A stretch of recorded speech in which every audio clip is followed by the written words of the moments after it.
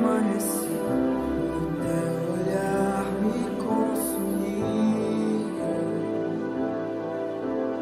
Eu sou todo teu. O amém tá fraco. Graça e paz, igreja. Ô glória. Meus irmãos, antes da gente começar, eu vou contar um testemunho, porque testemunho edifica a vida do crente, né? E segunda-feira, estava num trabalho, o pneu tinha furado, eu levei o pneu para consertar e consertou o pneu, tudo bem. Aí eu saí de lá, fui visitar outra igreja, no Eusébio, e cheguei, tudo bem, fui, terminou o culto já de noite, eu saí de Horizonte, onde eu trabalho na semana, fui pro Eusébio à noite, de lá, peguei o rumo para casa, né? Fui buscar a Soraya e a Analice lá na Dona Wanda, na minha sogra. Quando eu já estava no caminho, já cheguei em Fortaleza, eu comecei a escutar um barulhinho estranho no pneu que eu tinha consertado, né? Como ele tinha colocado só o macarrãozinho, eu até achei ainda que era o restinho do macarrão que estava acabando, que estava dando um barulhinho, mas tudo bem. Segui, quando eu cheguei mesmo na minha sogra, que é perto lá de casa, bem pertinho já, aí começou um barulho esquisito. Mas como eu já estava 5 minutos de casa, eu disse, não, em casa eu olho. Esses 5 minutinhos para chegar em casa, o barulho piorou muito. Eu disse, amor, eu só não parei mesmo para olhar, porque eu já estava nas portas de casa e era à noite, tarde. Eu disse, não, eu vou parar em casa. Aí, quando eu cheguei em casa, meu irmão, eu estava por um parafuso do pneu sair. O cara que fez o serviço no carro, ele não acochou os parafusos, né? E eu cheguei em casa com o pneu já saindo e um parafuso só segurando o pneu. Aí eu digo, meu Deus, a primeira coisa que eu fiz foi glorificar o nome do Senhor, né? Foi agradecer por tamanho livramento que Ele me deu. Porque se esse pneu solta na estrada, minha irmã, não era só comigo não, esse pneu voa no carro, você vê o tamanho do desastre que acontece, né? Mas assim como diz o Salmo 91, né? Aquele que habita no esconderijo do Altíssimo, a sombra do Onipotente, louvado seja o nome do Senhor. Amém? Meus irmãos, como a gente sempre faz, vamos profetizar a palavra. Eu queria que os irmãos levantassem a mão comigo e repetissem comigo. Porque dele, por ele e para ele são todas as coisas. Maravilhoso, conselheiro, Pai da eternidade, príncipe da paz, Deus forte. A ele toda honra, toda glória e todo louvor. Somente a ele, a Jesus Cristo. Amém. Vamos abrir nossas Bíblias, meus irmãos, em 2 Coríntios, capítulo 5, versículo de número 10. Segunda carta escreveu Paulo aos Coríntios, capítulo 5, versículo de número 10.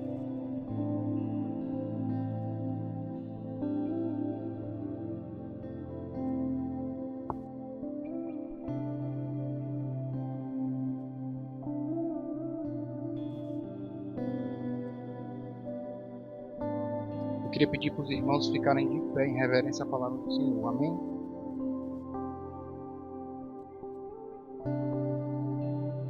Segunda Coríntios, capítulo 5, verso 10. Porque todos devemos comparecer ante o tribunal de Cristo, para que cada um receba segundo o que tiver feito por meio do corpo, ou bem ou mal. Vou repetir. Porque todos devemos comparecer ante o tribunal de Cristo, para que cada um receba segundo o que tiver feito por meio do corpo, ou bem ou mal. Os irmãos podem sentar. Seu Deus, Pai amado, Pai querido, nós te pedimos tua direção, Pai. Abre os olhos do nosso entendimento, Pai, para que nós possamos, Pai, entender a tua palavra aqui hoje à noite, Pai. Admoesta os nossos corações, Pai, consola os nossos corações, Pai. Em nome de Jesus eu te peço. Amém. Meus irmãos, a gente viu aqui a palavra tribunal, né? E hoje a gente vai falar um pouco sobre isso. E o que é tribunal? O que é um tribunal? Aqui eu acho que tem alguns irmãos que sabem bem mais disso do que eu, né? Tem uns irmãos que já fizeram direito, que são advogados, que trabalham nessa área, né? Mas de acordo com o dicionário, pastor, tribunal é um substantivo masculino, né? Que pode significar o local onde se administra justiça, uma audiência. No âmbito jurídico, tribunal é uma entidade que tem competência para formar um juízo, para proferir uma sentença, emitir uma decisão, emitir um julgamento. Então, isso é um tribunal. Só que eu queria diferenciar bem aqui com os irmãos dois tipos de tribunal que Deus tinha colocado ao meu coração para eu começar falando uma palavra assim de edificação para a igreja, bem para a igreja, sabe? Mas Deus desses 2 últimos dias me trouxe também para eu falar do juízo final, do trono branco. E hoje a gente vai diferenciar esses dois, o juízo final do trono branco e o tribunal de Cristo. Eu queria pedir para os irmãos abrirem agora as Bíblias em Apocalipse capítulo 20, versos de 11 a 15. Apocalipse capítulo 20, versos de 11 a 15. E vi um grande trono branco, e o que estava assentado sobre ele, de cuja presença fugiu a terra e o céu, e não se achou lugar para eles. E vi os mortos, grandes e pequenos, que estavam diante do trono, e abriram-se os livros. E abriu-se outro livro, que é o da vida.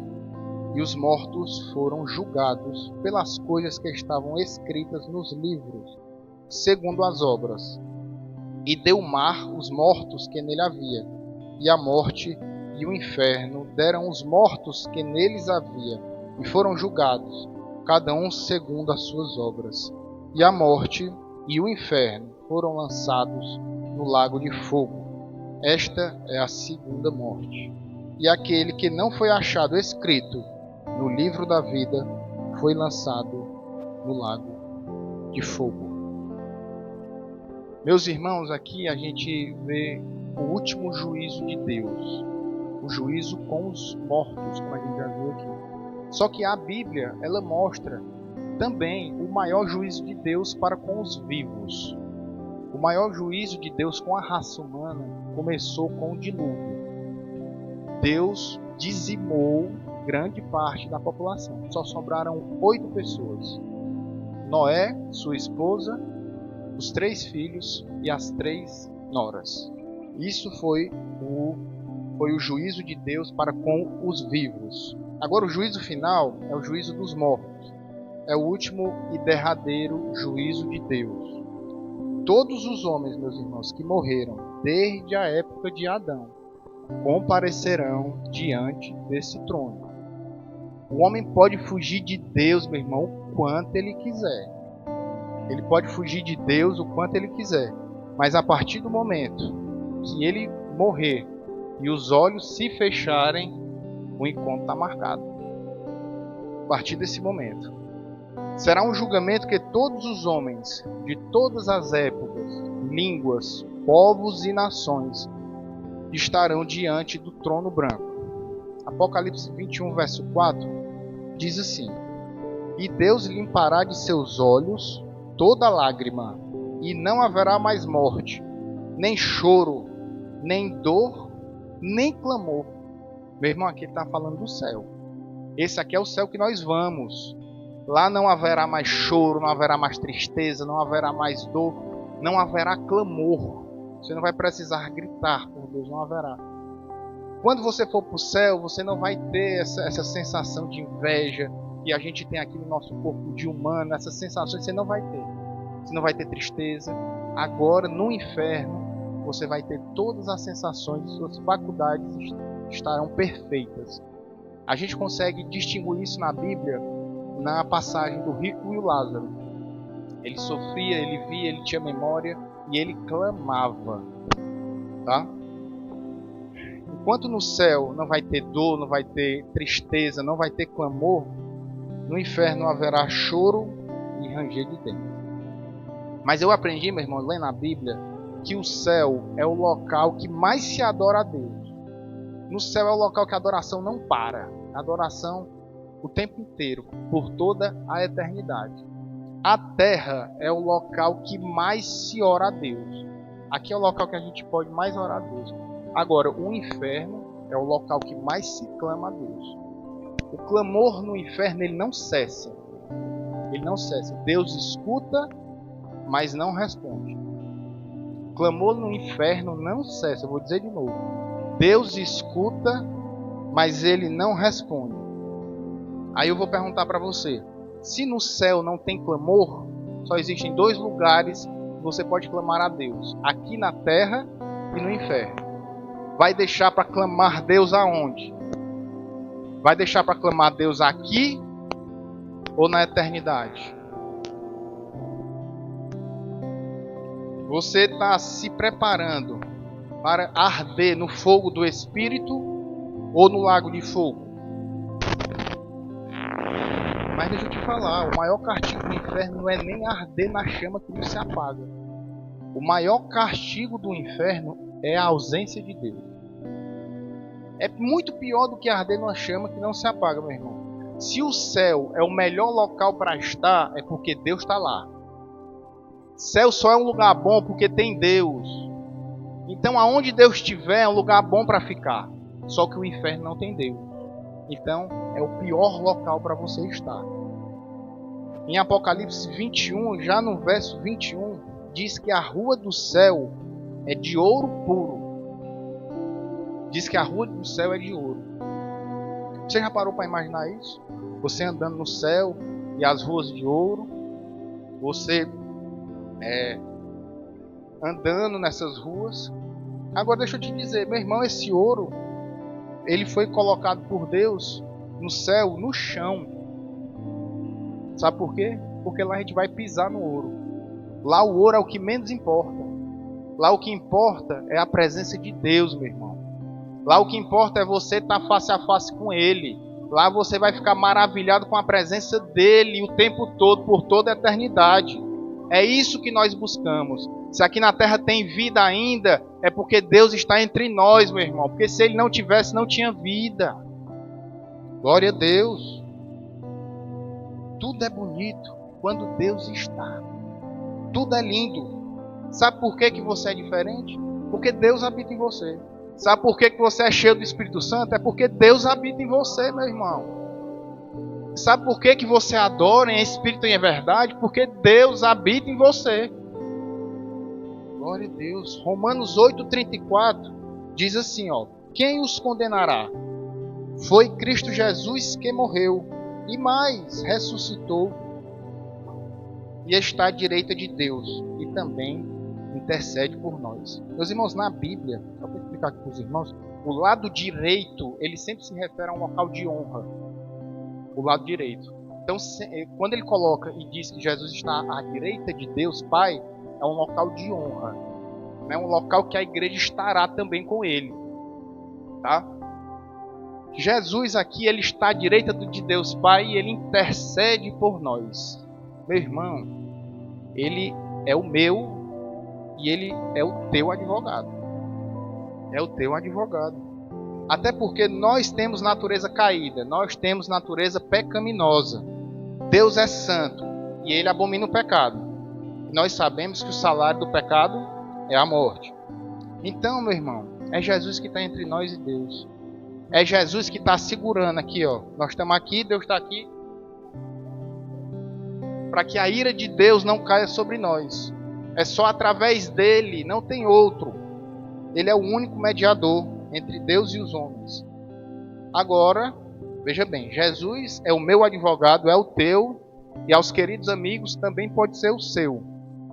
Mas, no juízo final, ele vai trocar de posição. Ele vai deixar de ser o teu advogado para ser o juiz. Por quê? Eu vou te falar. João 5:22.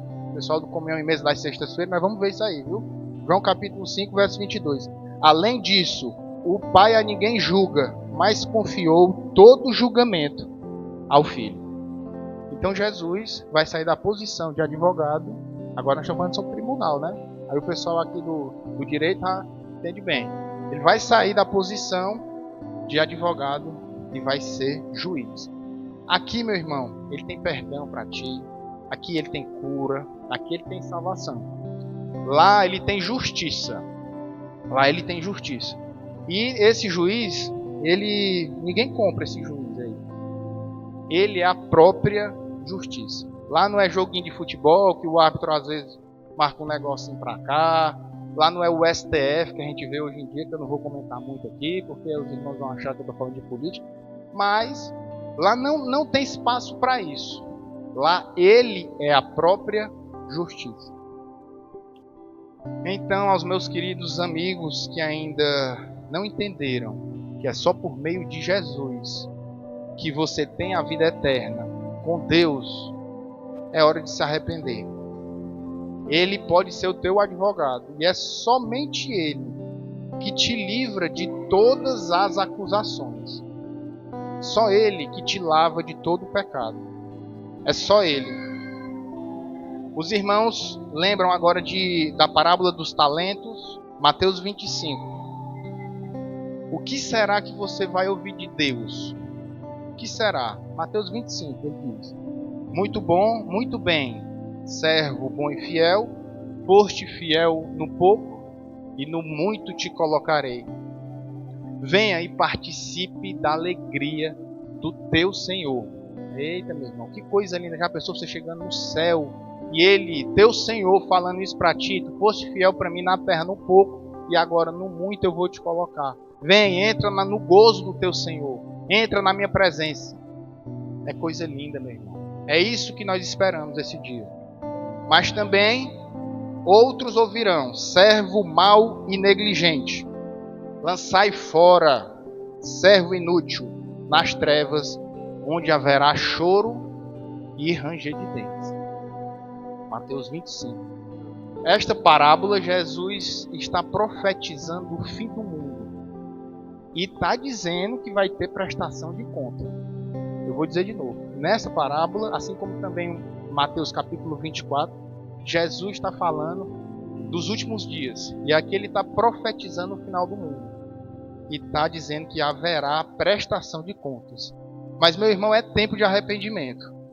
Ainda há tempo. Entregue sua vida a Ele, meu irmão. Ele tem perdão, Ele tem cura, Ele tem libertação, Ele tem graça, Ele tem amor, Ele tem misericórdia, Ele tem vida e vida em abundância. É só nele, é só nele. Antigamente, meu irmão, numa sinagoga, para ter um culto a Deus, precisava ter 10 pessoas. Se tivesse 9, não tinha, né?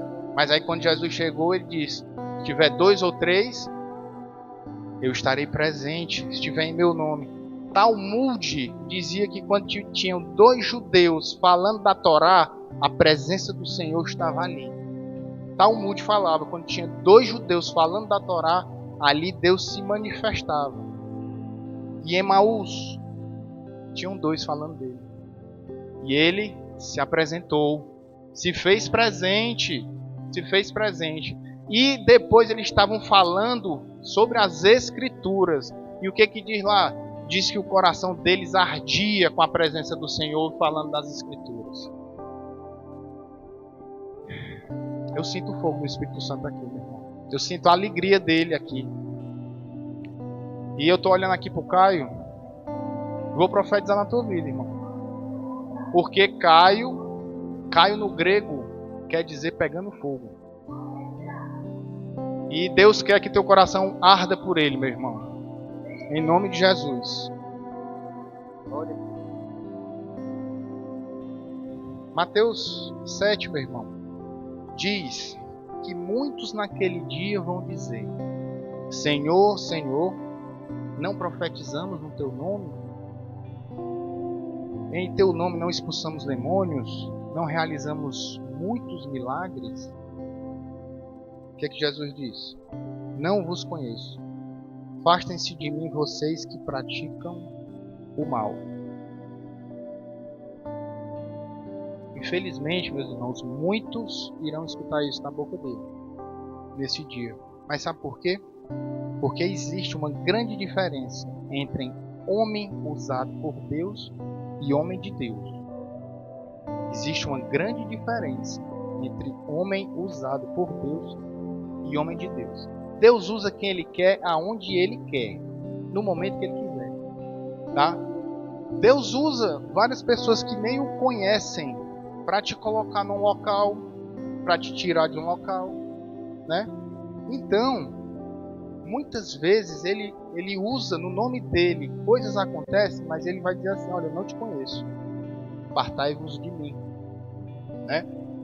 Porque a gente tende a pensar, meus irmãos, que homem de Deus é aquele que tem vários dons do Espírito Santo.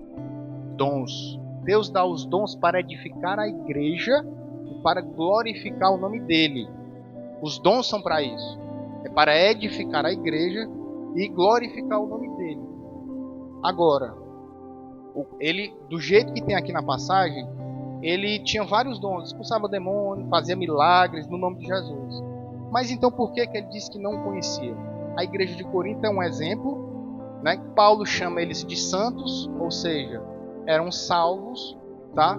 Mas era a igreja que tinha todos os dons. Essa igreja, Paulo fala que era a igreja que abundava os dons. Mas também era a igreja conhecida como igreja carnal. Como é que pode? Então aqui, meu irmão, homem de Deus, homem verdadeiramente espiritual, não é um homem que expressa vários dons, mas é um homem que vive o caráter de Cristo. Nós precisamos mais de homem de caráter, meus irmãos. É isso que nós precisamos. Nós precisamos das virtudes do Espírito. Gálatas 5, 22 e 23 fala: ali é o caráter de Jesus. Nós temos que buscar aquilo. O verdadeiro homem de Deus, ele pode até não ter as 9 virtudes, mas ele procura. Ele procura ter essas virtudes. O verdadeiro homem de Deus, ele ama a Deus sobre todas as coisas e ao próximo como a si mesmo. É um homem que ama o próximo. Um verdadeiro homem ou mulher de Deus tem domínio próprio. Um verdadeiro homem de Deus tem fé, é longânimo, é bondoso. Como é que você trata seu cônjuge em casa? Será que Deus se agrada? Como é que você trata seus filhos? Filhos, como é que vocês tratam seus pais? Você é justo? É honesto? Ou sempre dá aquele jeitinho brasileiro para conseguir as coisas? Deus está vendo, viu, irmão? Você ama Deus sobre todas as coisas e ao próximo como a si mesmo? Isso é ser um verdadeiro homem de Deus, meus irmãos. Nós precisamos ter este caráter, buscar este caráter de Deus. Amém? Mateus 10, 28 diz: não tenham medo dos que matam o corpo, mas não podem matar a alma. Antes tenham medo daquele que pode destruir tanto a alma quanto o corpo no inferno. Eu vou explicar aqui. Ele está dizendo que a gente não deve ter medo dos homens, que os homens podem matar o corpo, mas a gente deve temer aquele que pode destruir a alma e jogá-la no inferno. Aí deixa eu te dizer outra coisa que às vezes nos desenhos a gente vê diferente e não entende. Quem te joga no inferno não é Satanás, meu irmão. Satanás não é o chefe do inferno. Quem te joga no inferno é Deus. É ele que destrói a alma e te joga no inferno. É Deus. Do mesmo jeito que a gente leu aqui que Satanás vai ser jogado no lago de fogo também. Ele vai sofrer eternamente também, junto com os que lá estarão com ele.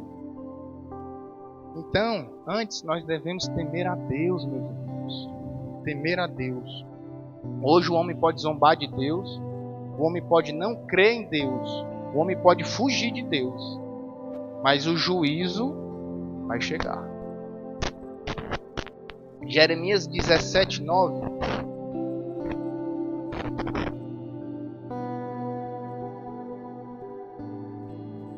Diz que o coração humano é enganoso e perverso. Diz que o coração do homem é enganoso e extremamente perverso. Então, meu irmão, esse ditado popular que tem hoje é doutrina de demônio. Siga o teu coração e seja feliz. Você pode achar que é feliz aqui na terra, tá certo?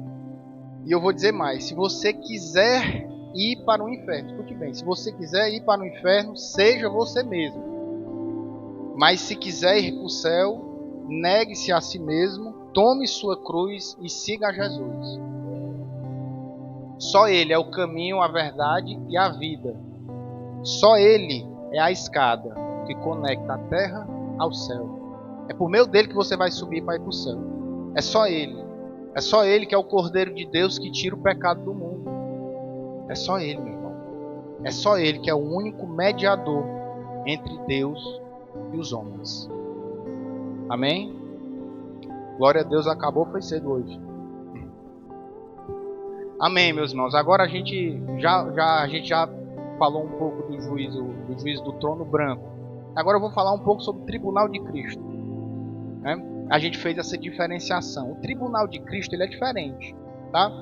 Aí eu queria que a gente lesse agora 1 Coríntios, capítulo 3, versos de 11 a 15.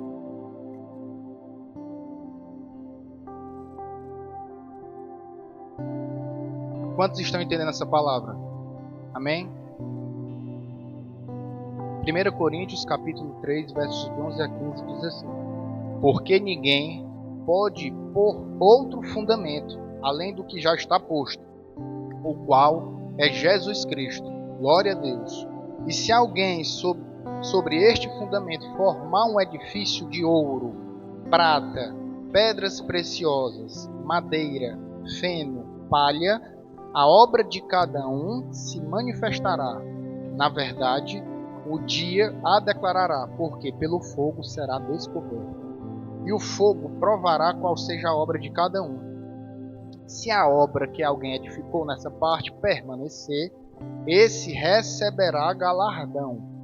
Se a obra de alguém se queimar, sofrerá detrimento, mas o tal será salvo, todavia, pelo fogo. Meus irmãos, aqui ele está falando do mesmo tribunal de Cristo que a gente leu lá no início, 2 Coríntios capítulo 5, verso 10. Tá? Esse tribunal de Cristo é diferente do juízo final. Tá? Esse tribunal de Cristo, só quem comparecerá lá são salvos. Só quem vai comparecer lá é a igreja. Tá? Então agora, daqui para o final, o negócio é mais tranquilo. Viu? Quem vai comparecer lá é a igreja. Né? Aí o que é que ele está dizendo com o texto? Vamos lá. Esse tribunal, ele não é para salvação ou perdição. Esse tribunal não é para envergonhar ninguém. Esse tribunal não é para você ir para o céu ou para o inferno. Esse tribunal é para julgar suas obras aqui na terra. Esse tribunal ele vai julgar as obras do cristão aqui na terra. Se as suas obras vão passar pelo fogo ou não. Tá certo? Mas vale a pena eu dizer e ressaltar de novo aqui para os irmãos que a salvação é pela graça, por meio da fé em Jesus Cristo. Tá? A salvação não é pelas obras. Agora o apóstolo Paulo fala que nós não somos salvos pelas obras, mas nós somos salvos para a boa obra. Porque se você tem fé e não tem obras, a sua fé é morta. Já dizia Tiago. E se você tem obras e não tem fé, mesma coisa. Suas obras são mortas, tá? Então vamos lá. O tribunal de Cristo é justo, meus irmãos. Você e eu conhecemos muitos tribunais aqui na terra, onde transmitem muita coisa que às vezes não parece ser justiça. Aqui no mundo você vê um Herodes, por exemplo, encarcerando João Batista. Aqui na terra você vê, por exemplo, um Pilatos julgando Jesus. Aqui na terra você vê um apóstolo Paulo sendo condenado à decapitação. Né? Mas o tribunal de Cristo é justo. Ele é reto e ele não se corrompe. Nesse texto a gente consegue ver que tem alguns materiais aqui, que eu li, né? E tem dois grupos desses materiais que vão passar pelo fogo. Pelo fogo para provar são suas obras. Esses materiais são o ouro, a prata, pedras preciosas, madeira, feno e palha. O primeiro grupo é formado pelo ouro, pela prata, pelas pedras preciosas. Quando passarem pelo fogo, não vão sofrer deterioração. Então, a partir daí, o que o texto diz? Receberá o galardão. Mas as obras de madeira, de feno e de palha, quando vem um fogo, elas se deterioram. então não receberá honra, não receberá galardão. O tribunal de Cristo é mais ou menos o caixa eletrônico do céu. Os irmãos entenderem aqui. Como é que é? Pronto, meu Deus, me dá o meu. Aí Deus vai olhar para uns e dizer assim: tem não, bichinho, para ti. Para ti já foi só a salvação. E olhe lá, dê graças a Deus que você está aqui. Tem uns que vai ser assim. Essas obras, elas vão ser apresentadas a Cristo. Elas serão visíveis e passarão pelo fogo. 1 Coríntios 15:58 diz que em Cristo nenhum trabalho vosso é em vão. Meu irmão, se tu trabalha para Cristo aqui, nada é em vão. Ele vai te honrar no céu. Isso é que diz a palavra da verdade, que nós acreditamos. Nenhum trabalho para Cristo aqui na terra é em vão. Está trabalhando para Deus? Está trabalhando para Cristo? Se não está, é tempo ainda. Amém? Outra coisa, ovelha gera ovelha. O que eu quero dizer? Não é função só do pastor Márcio ir atrás de pessoas para seguir a Cristo. Isso é de todo cristão. Então, ovelha gera ovelha. Todos nós aqui temos essa responsabilidade na obra de falar do Evangelho, de ir atrás de almas para Cristo. Cada um individualmente vai prestar contas dessas suas obras, né? Não é a Casa de Oração Fortaleza que vai prestar contas das suas obras. Não é a igreja do Brasil, não é a igreja da África, dos Estados Unidos, não. É cada um aqui, individualmente. Cada um individual, suas obras vão passar pelo fogo. Quero também deixar outra coisa clara. Não é quantidade de obra que vai te dar mais galardão, que você vai ser mais honrado, não é. É se o que você está fazendo para Ele é de coração. Porque só Ele sonda os corações. Só Ele vê teu coração. Então, se for de verdade, se for de coração, passará pelo fogo. E se passar pelo fogo, a palavra diz que você vai ser recompensado. Amém? No tribunal de Cristo também vai se cumprir uma palavra: os últimos serão os primeiros. Essa palavra fala de salvação, né? Fala de soteriologia. Os judeus, como era o povo escolhido, eles não receberam a Cristo, né? Mas já os gentios, as prostitutas, os ladrões, os desprezados, confiando no sangue de Jesus, serão salvos. E por isso que os últimos serão os primeiros. Pregadores que cobram 40 mil reais para pregar o Evangelho. Cantores que cobram 80 mil reais para adorar a Deus. Usam ministérios para o enriquecimento pessoal. Suas obras passarão pelo fogo, tá? E serão avaliadas. Não sou eu que vou avaliar. Quando a gente constrói, meus irmãos, o edifício com madeira, feno e palha, a gente constrói um edifício superficial. Se você ver todos esses materiais que eu falei aqui, que é a madeira, o feno e a palha, eles são encontrados na superfície. Agora, o ouro, a prata e as pedras preciosas você não encontra na superfície. O que eu estou querendo dizer, meus irmãos? Deus quer te tirar da superficialidade. Ele quer que você adentre no profundo de Deus. Para você ter essas obras de ouro, de prata e de pedras preciosas, você tem que cavar. Você tem que descer, se humilhar, se esconder, sangrar. É assim que você faz, de todo o coração. Pois Deus te chama para descer, meu irmão. Deus te chama para se humilhar. Verdadeiramente, de todo o coração. Se humilha. Você sabe como é que foram os feitos? Eu gosto muito de falar disso. Vocês sabem como é que foram feitos os hinos da harpa e do cantor cristão, meus irmãos? Não foram compostos na superficialidade. Não foram. Foram compostos na maioria deles, mais da metade, em época de tempestade, de joelho no chão, de humilhação, meu irmão. E hoje abençoa tanta gente. Não foram compostos buscando a aprovação dos homens, né? É importante. Não busque a aprovação de homens. Se você buscar a aprovação dos homens, sua obra vai ser de madeira, de feno ou de palha. Você tem que buscar a aprovação de Deus. E a aprovação de Deus, muitas vezes o homem nem vê. A maioria das vezes o homem não está vendo. Mas Deus está vendo. Em João 5, Jesus diz que ele não depende da aprovação dos homens. Mas ele não recebe honra de homens para cumprir o chamado de Deus. Então a gente não depende disso, meu irmão. A gente tem que fazer a obra como ela é. Como ele manda. Como ele colocou nos nossos corações. Amém? Vamos começar a falar de cada um agora rapidinho. O ouro. O ouro na Bíblia, meus irmãos, ele representa glória. Ele representa glória. Então, quando o ouro passa pelo fogo, ele não sofre deterioração.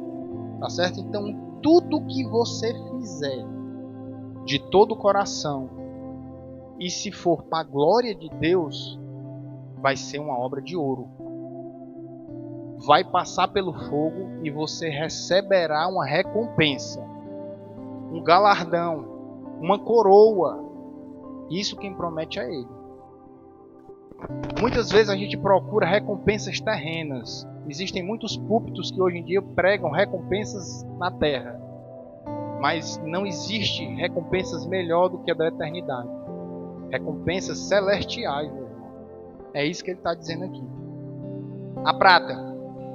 A prata ela tem uma relação muito grande com o resgate. No Antigo Testamento, quando você perdia alguma coisa e queria resgatar, perder um utensílio, às vezes as pessoas acham que elas vendiam de novo. Quando era algo assim, você comprava com prata. Então a prata ela tem essa relação muito grande na Bíblia com a questão do resgate. E o resgate fala muito ao meu coração com relação ao evangelismo. Resgate de almas, meus irmãos. Tem um exemplo clássico no Novo Testamento de Filipe. Filipe pregou em Samaria em Atos 8. Teve um grande avivamento. Multidão de pessoas, grande avivamento. Foi um dos primeiros discípulos que saiu de Jerusalém. A gente lê muito aqui, né? João, Paulo não, Pedro e os outros. Esses, eles ficaram um tempo esperando Jesus em Jerusalém. Eles não queriam se misturar. Eles ainda tinham aquela questão do judeu forte. Eles não queriam sair para pregar para os outros. Filipe foi o primeiro. Filipe foi o primeiro que bateu nele e disse, não, eu vou. Aí já pregou lá em Samaria, já teve um grande avivamento. Só que quando ele estava saindo de lá, um anjo chegou para ele. E disse assim, olha, tu vai descer agora no deserto de Gaza. E lá no deserto de Gaza, meu irmão, não tem multidão. Lá no deserto de Gaza não tem luxo. Lá no deserto de Gaza só tinha um eunuco. Só isso. Só tinha uma alma. Só tinha uma alma. E o que foi que ele fez? Ele obedeceu. Ele foi para salvar uma alma. Um cara que tinha acabado de pregar para uma multidão de pessoas. Ele podia estar com o ego inflamado, não. Ele desceu no deserto de Gaza, onde não tinha luxo, onde era calor, onde era poeira, onde não tinha uma pessoa só. Pois ele foi para lá. Chegou lá, a Bíblia diz que o eunuco estava lendo Isaías capítulo 53. A Bíblia é bem específica nessa história. Ele estava lendo Isaías capítulo 53. Aí o Filipe chegou para ele e perguntou, você está entendendo o que você está lendo? Aí ele disse assim, como é que eu entendo se não tem ninguém que me explique? É assim as coisas de Deus, irmão. Desse jeito. Aí o que foi que ele fez? Entrou com a voadora. Tá aqui, ó. Deixa eu lhe explicar. Aí ele, o que ele fez? Tá vendo isso aí, o que o Isaías está falando e tudo? E tá, pois é, tem um que o nome dele é Jesus. Ele morreu na cruz, ele ressuscitou e ele vai voltar. No mesmo momento, o eunuco creu. E aceitou Jesus como Senhor e Salvador. E logo após, tinha um rio perto. O que foi que o Filipe fez? Batizou ele em nome do Pai, do Filho e do Espírito Santo. Aleluia! Coisa linda, meu irmão. Resgate. Resgate de almas. Quem faz obra de prata tem um amor pelo resgate de almas. A obra de prata passa pelo fogo, não sofre deterioração. E a Bíblia te promete uma recompensa nos céus. Vamos lá, pedras preciosas. Pedras preciosas fala muito com relação à generosidade. Generosidade. Em Atos 9, vou mandar um pouquinho em Atos. Atos é um livro bom, meu irmão, a gente tem que estudar também. Atos 9, temos uma história de Dorcas. Quem já leu essa história de Dorcas? Tabita é o nome dela, que chamam de Dorcas. Ela era uma senhora que trabalhava na assistência social. Ela fazia vestidos para as mulheres e tudo, né? Ela trabalhava com afinco ali e ela era pouquíssimo vista, viu? Ela não era muito vista pelos homens, não. Ela ficou doente, ninguém foi visitar, né? Aí ela morreu. Quando ela faleceu, aí os irmãos sentiram falta. Ninguém conhecia, mas começaram a sentir falta do que ela fazia com generosidade, né? Aí a Bíblia diz que muitos choraram a perda de Dorcas. Muitos choraram. Levaram ela para o cenáculo, começou o velório. Pedro estava passando lá, bem pertinho. Chamarei e vem orar aqui, ela faleceu. Pois Pedro orou e ela ressuscitou. Pedro orou por ela e ela ressuscitou. Essas obras de generosidade, meu irmão, quais são? Muitas vezes tem uns irmãos aqui que limpam um templo e tu não sabe nem quem é. Tem os irmãos que limpam um banheiro, você não sabe nem quem é. O banheiro está cheiroso, você chega. Isso são obras de pedras preciosas e receberá uma grande recompensa de Deus quando chegar nos céus. Quem trabalha na cantina, você chega ali, as comidas estão tudo ali. Tem uma pessoa que fez. Pedras preciosas. Uma pessoa está passando necessidade de fome. Uma pessoa chegou lá, tome aqui uma cesta básica. Isso é obra de pedras preciosas. Generosidade. Uma pessoa está passando frio, você deu o que vestir. Obra de pedras preciosas. Mas, meu irmão, deixa eu te dizer. Mas sabe por que ela foi ressuscitada? Porque aqueles que contribuem nas obras de pedras preciosas com generosidade não podem morrer na igreja. Não morre na igreja. Isso vai continuar sempre. Isso é a essência de Cristo. A generosidade está dentro do coração de todo cristão, irmão. Se não tiver, tem que estar. Comece a trabalhar. Amém? Vamos para frente. Madeira. Agora a gente vai entrar para as obras que, com o fogo, elas vão se deteriorar. Madeira fala muito de humanidade, de carnalidade. Aí a gente usa o exemplo de novo da igreja de Corinto. Tinha todos os dons, né? E Paulo dá um bocado de carão, porque tinha os irmãos que gostavam dos dons mais espalhafatosos que tinha para se mostrar, o ego, né? Então, essa questão da carnalidade, né, que estavam fazendo mais pelo ego ou pela vaidade, e não era para a glória de Deus, é de madeira, tá certo? Alguns lá na igreja de Corinto, eu sou de Paulo, eu sou de Apolo, eu sou de Cefas, eu sou de Cristo, né, causando facção dentro da igreja, tá? Obra de madeira. Quando passar pelo fogo, vai sofrer deterioração e não vai receber recompensa. Feno. O feno, ele não tem renovação, ele não tem cor, tá? Ele não tem cor. Fala muito do crente que perdeu o primeiro amor. Nós cantamos isso aqui hoje. Fala muito do crente que perdeu o primeiro amor. Fala muito do crente que até faz as obras, faz por obrigação, aquela coisa. Chama, ele vai. Mas vai de cara feia. Vai sem amor. Vai sem amor. Pois deixa eu te dizer, essa tua obra não vale de nada. É melhor não fazer. Faça com amor. 1 Coríntios 13, a gente já falou isso várias vezes. Sem amor, nada vai. Faça com amor, porque quem está vendo é Deus. Você não faz para o seu irmão, você está fazendo é para Deus. E quando você faz ao seu irmão, você faz a Deus. Palha. De longe, palha, todo mundo sabe aqui, de longe, se botar um calorzinho aqui, ela já se desfaz. Hein? Deu um ventozinho, ela já voa. Né? Então, muitos são inconstantes na fé. Muitos passam um tempo, depois saem, tempo, saem. Não estou falando do irmão que caiu uma vez ou duas, não. Estou falando de gente que é inconstante a vida inteira. Tá? De qualquer vento de doutrina leva o irmão, que tem base, né? Isso fala muito sobre a palha. A razão da nossa vida é expressar a glória de Deus, meus irmãos. Nós nascemos para isso. Nós nascemos para expressar a glória de Deus. Tudo que você fizer, tudo, que você, desde o acordar até o dormir de novo, desde o viver até o morrer, faça para a glória de Deus. O irmão Léo me lembrou da referência, 1 Coríntios 10:31. Uma vez que a gente estava no Homem ao Máximo, eu errei essa referência e ele acertou. Eu nunca mais esqueci, né? Que quer comais, quer bebais, quer fazer qualquer outra coisa, que faça para a glória de Deus. Efésios 6:7, eu tenho esse versículo comigo pessoalmente. Sirva de boa vontade, como se fosse ao Senhor e não aos homens. Tudo que for fazer para outra pessoa, meu irmão, pense que é para Deus. E faça com boa vontade, não faça de cara ruim não. Faça com amor. Algumas pessoas receberão galardão, honra e recompensa. A Bíblia fala das coroas como galardão, né? A gente tem algumas coroas que a Bíblia fala que os crentes vão receber. Ele compara coroas, porque naquela época tinham jogos, eles recebiam coroa de louros, tá? Por isso que Paulo fala muito de coroas, que é na época da Grécia. A primeira coroa, eu ia pedir até para o irmão Léo colocar, 1 Coríntios 9:25. É a coroa incorruptível. 1 Coríntios 9:25.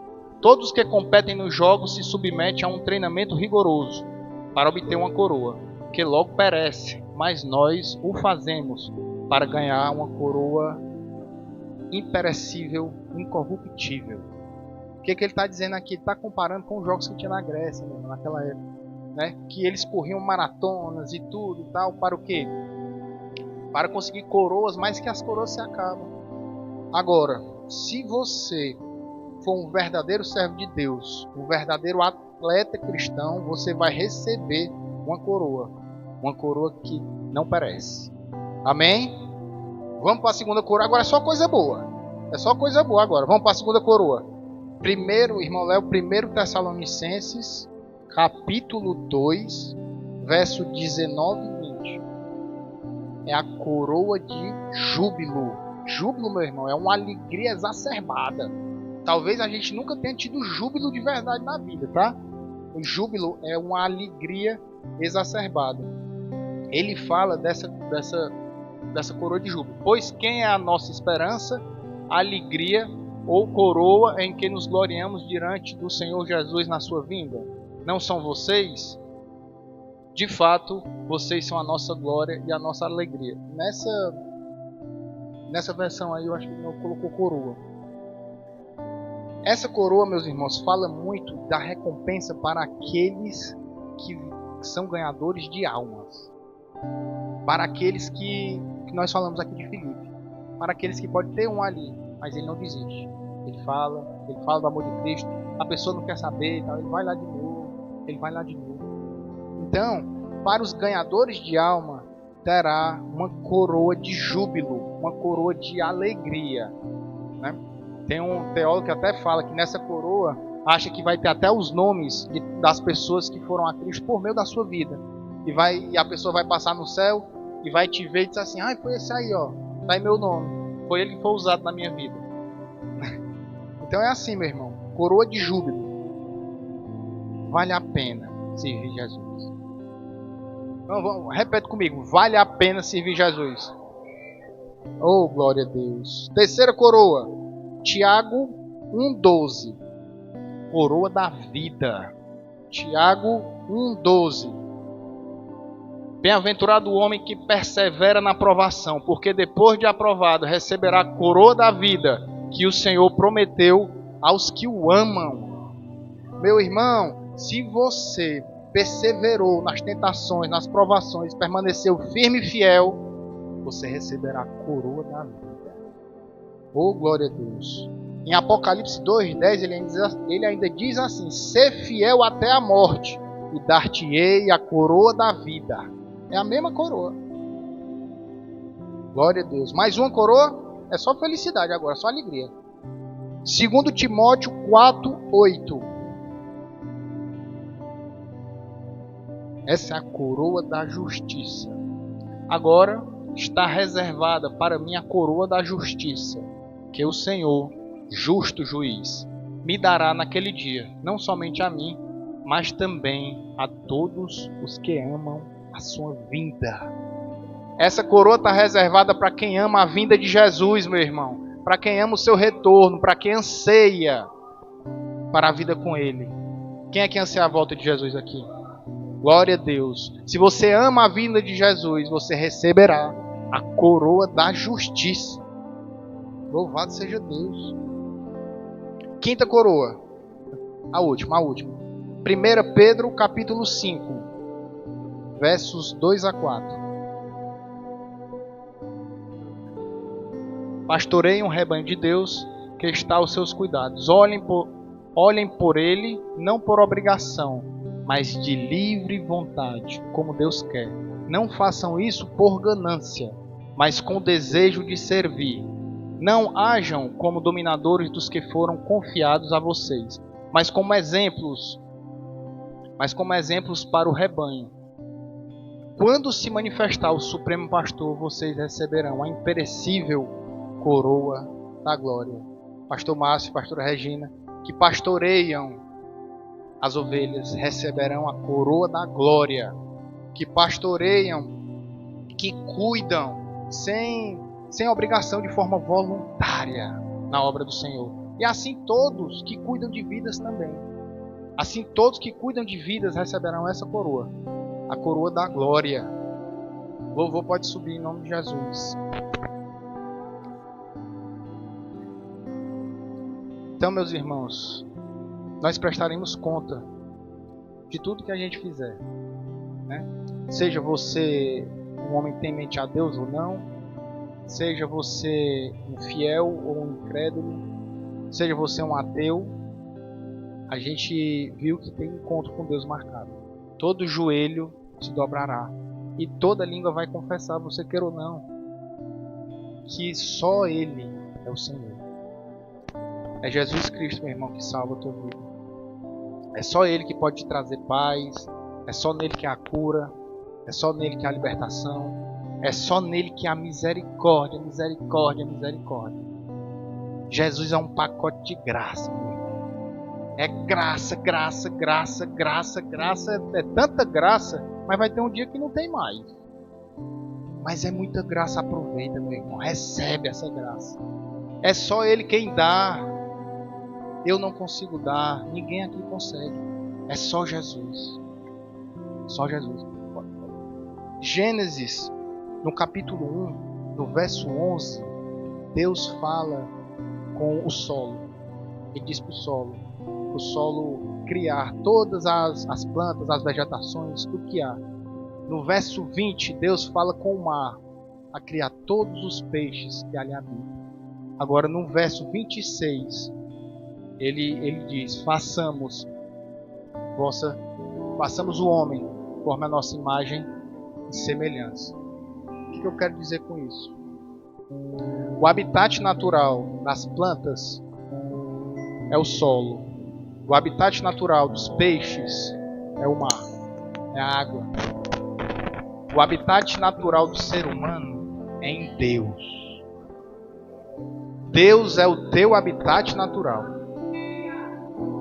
Se eu arrancar uma planta de um solo, ela vai morrer. Se eu tirar um peixe dentro d'água, ele morre. Se o homem se desconectar de Deus, ele morre espiritualmente. Mas eu tenho uma boa notícia. Quando eu tiro uma planta do solo, eu posso replantar, não posso? Porque tem um tempo. Tem um tempozinho que eu consigo tirar e replantar ela. Quando eu tiro um peixe da água, ele fica se batendo, agonizando, mas ele morre logo e demora um pouco. Tem um tempo. Do mesmo jeito, meu irmão, hoje ainda é tempo de arrependimento. Ainda é tempo para você voltar para o seu habitat natural. Se você está longe de Deus, se você está afastado de Deus, ou se você não conhece esse Jesus, chegou a hora. Chegou a hora de voltar ao teu habitat natural. Chegou a hora de voltar para estar em Deus. E você tem esse tempo é agora. Se amanhã, meu irmão, for o último dia da sua vida, você não terá mais esse tempo. Esse tempo é o hoje. Permanecer